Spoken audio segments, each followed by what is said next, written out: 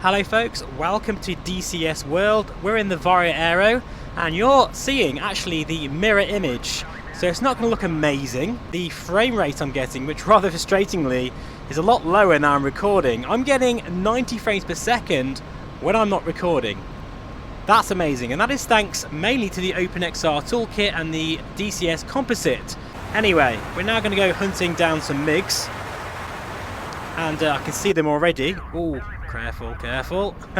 I don't need labels because I'm in the VARJO AERO, which is absolutely incredible. So crystal clear. In fact, I reckon they're behind me, you know. Now, as you can see, this particular scenario has very thick cloud as well. I've added that in on purpose.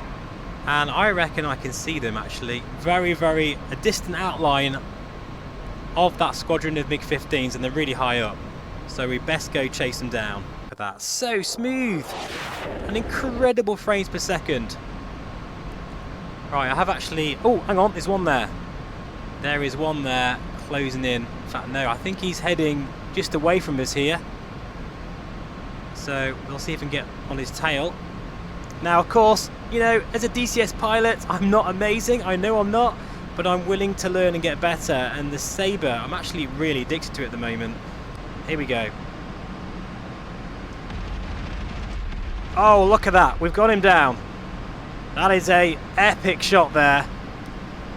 And maybe we can get his wingman as well. And the thing about the Sabre is that it's very unforgiving. There's no fly-by-wire here. And you can soon get into trouble. Oh, I've overshot this. I've overshot it. Damn it. That's okay. Look at that. The remains of the MiG-15 I've just shot down. So you can see frame rate now is about 60 frames per second, which is very frustrating because when I'm not recording it's so much higher. But needless to say though, really folks, the XR Toolkit is incredible and it works so well. And, you know, and even at sort of 70 frames per second upwards, you just don't need motion reprojection anymore, folks. And that is something I very rarely say.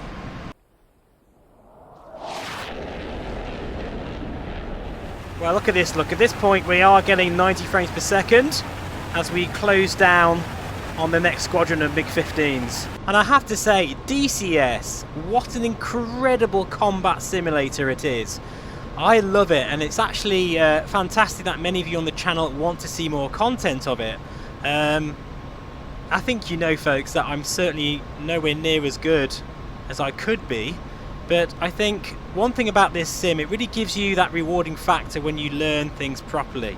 But look at this, now we're actually higher up. We are getting very close to 90 frames per second. And as I say, it's frustrating because when I'm not recording, I really do get that now. Right, so you can see there are some MiG-15s ahead.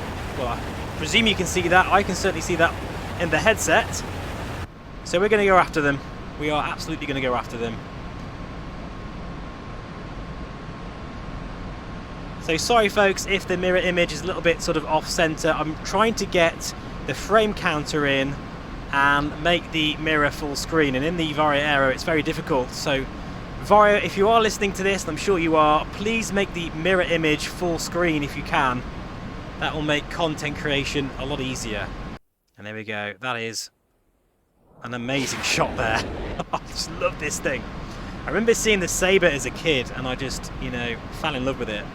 So to be able to fly in DCS with this level of realism, well, it's a true treat, it really is, particularly in VR with the Aero.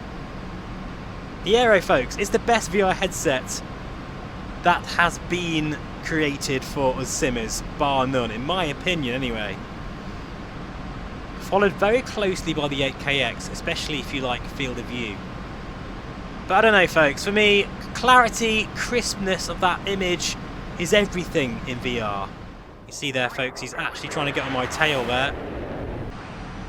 And that's actually, we're getting close to the ground now, but because we've got decent frame rates, and we're actually down to 60 now.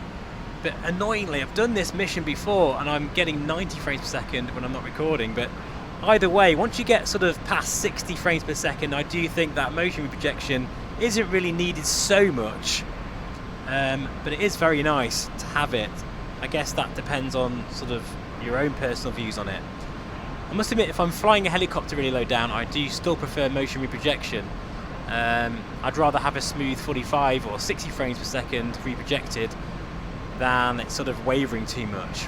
Anyway, enough talk. Let's see if we can get another one down here.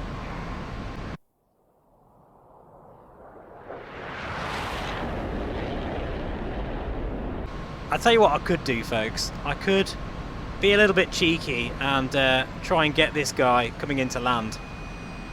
I need to slow down though. Slow right down here and see if I can get him. He's very close to, he's on finals now. I don't think I'm going to actually get him before he lands, but we'll see. This is going to be very close.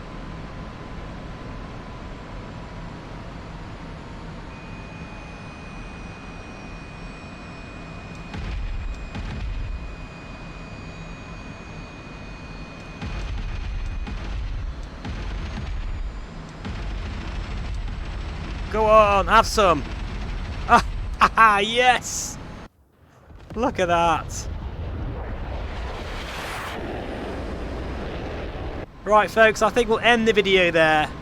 Thank you so much for watching as always. This is just a bit of a demonstration really of the OpenXR Toolkit and the VARJO AERO, which is friggin' awesome as you well know. I'll see you again very soon. Feel free to subscribe. More DCS content inbound. Bye bye for now.